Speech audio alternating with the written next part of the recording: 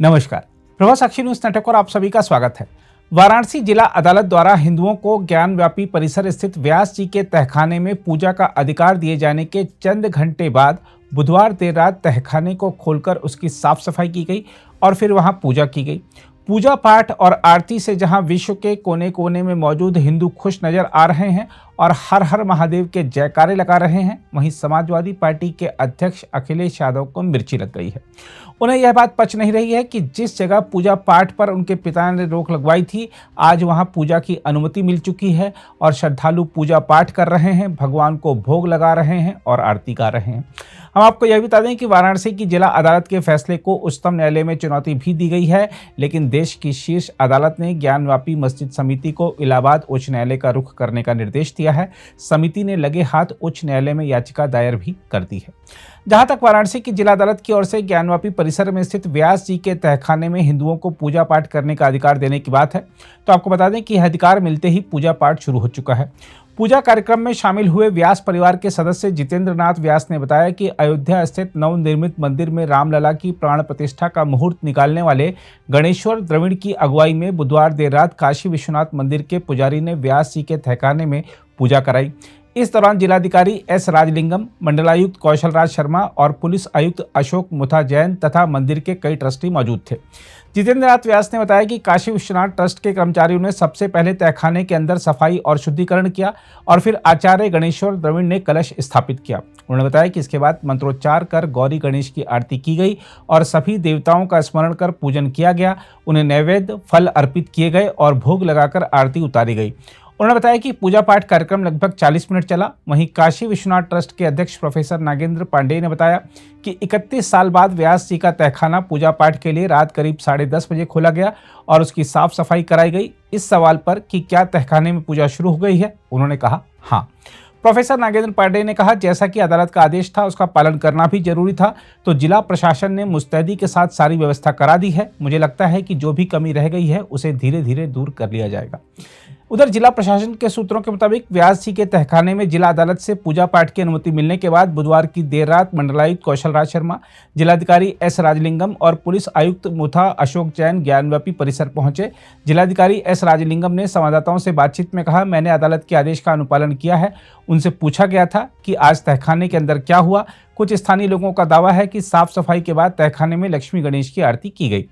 हिंदू पक्ष के एक वादी सोहनलाल आर्य ने बताया है कि आज तड़के करीब 4 बजे वह ज्ञानव्यापी श्रृंगार गौरी मामले की एक वादी लक्ष्मी देवी के साथ तहखाने में दर्शन पूजन करने पहुंचे थे।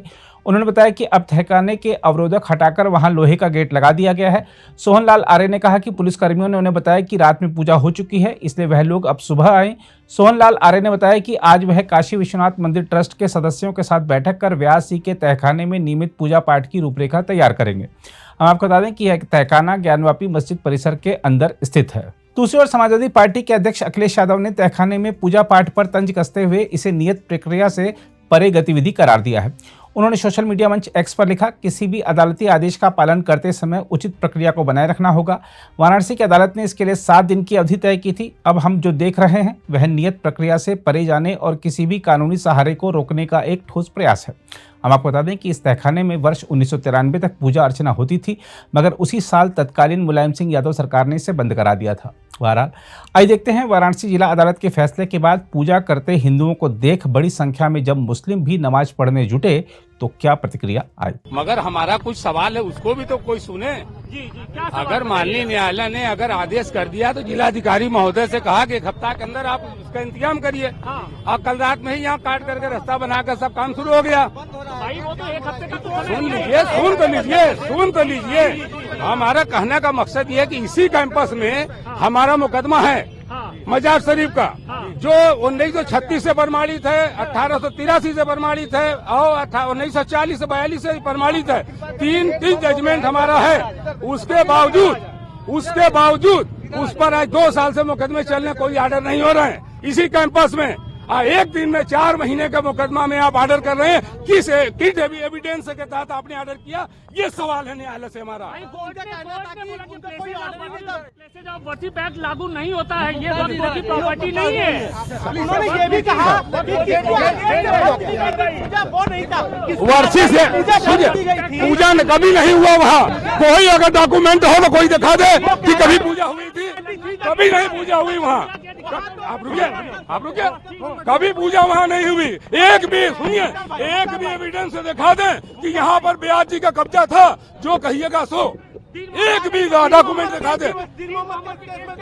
दीन मोहम्मद के केस में 10 लोग जाकर के उसमें पार्टी बने और वह चला, क्योंकि वह मुकदमा थर्ड पार्टी ने मालिकाने का किया था। सुनिए, हमारी बात सुनिए। वक्फ बोर्ड की अगर प्रॉपर्टी ने आप नहीं कर रहे हो ना, तो हमको आप बता दो कि मंदिर अधिनियम 1983 में बना, उसको किसने डीड किया, किसने उसको दिया, गिफ्ट किसने किया? उनका कहना था 1993 तक ब्याज जी का नहीं, मैं जो पूछ रहा हूँ वो बताइए। सरकार के कहने पर जी नहीं, एकदम गलत बात है। कोई आदेश, पूरे जितने भी लोग हैं, सुन लीजिए। अरे भाई सुनिए, तो न्यायालय ने जो समझा वो आदेश किया, मगर मुस्लिम समाज इस बात से मर्माहत है कि व्यास जी का नाती जो शैलेंद्र पाठक ने जिला जज की अदालत में मुकदमा किया, उस पर कोई ऐसी एविडेंस नहीं थी।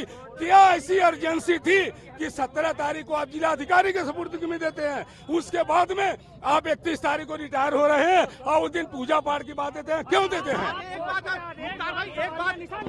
नहीं, सवाल इंसान नहीं कर रहे, हम सवाल पूछ रहे हैं, हम जानकारी चाहते हैं। एक प्रमाण दिखाइए।